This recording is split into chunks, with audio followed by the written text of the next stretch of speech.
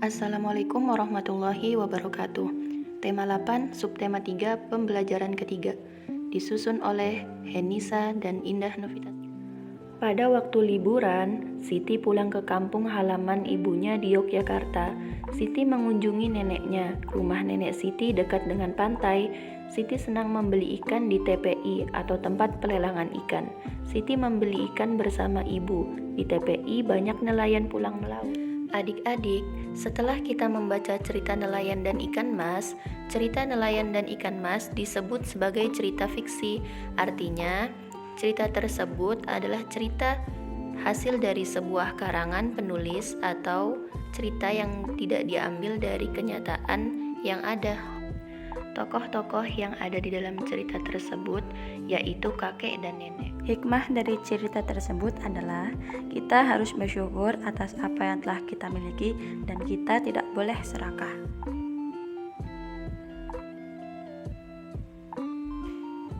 Sebuah cerita tidak lepas dari yang namanya penokohan. Penokohan dibagi menjadi dua. Yang pertama tokoh utama dan kedua tokoh tambahan.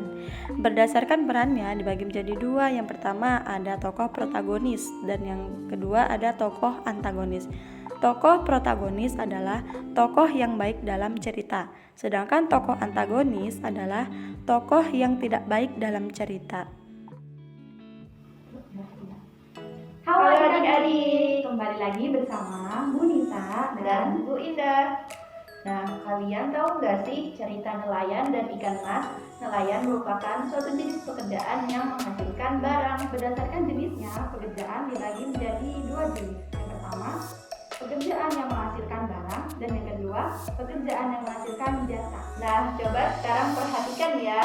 Ini adalah sebuah papan yang berjudul Puzzle Pintar, yang dimana di dalamnya terdapat nama-nama sebuah pekerjaan yang menghasilkan barang dan juga menghasilkan jasa.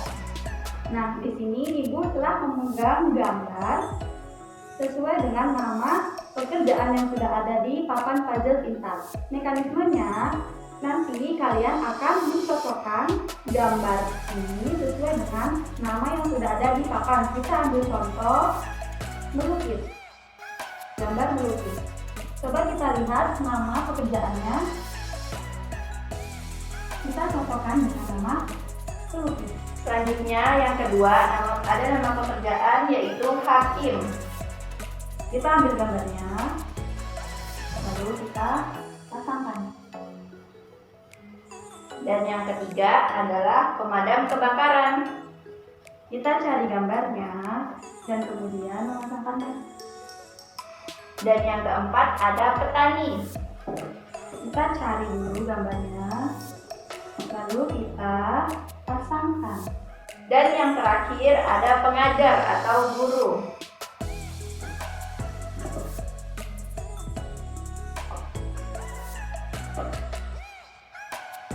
Nah, setelah ini Ibu harap kalian dapat memahami apa yang sudah Ibu sampaikan tadi. Nah, adik-adik, sampai sini kalian sudah ada bayangan bukan? Bahwa jenis pekerjaan itu memiliki dua jenis. Yang pertama, pekerjaan yang menghasilkan barang, dan yang kedua, pekerjaan yang menghasilkan jasa. Ibu cukupkan pembelajaran hari ini. Kurang lebihnya mohon maaf. Wassalamualaikum warahmatullahi wabarakatuh.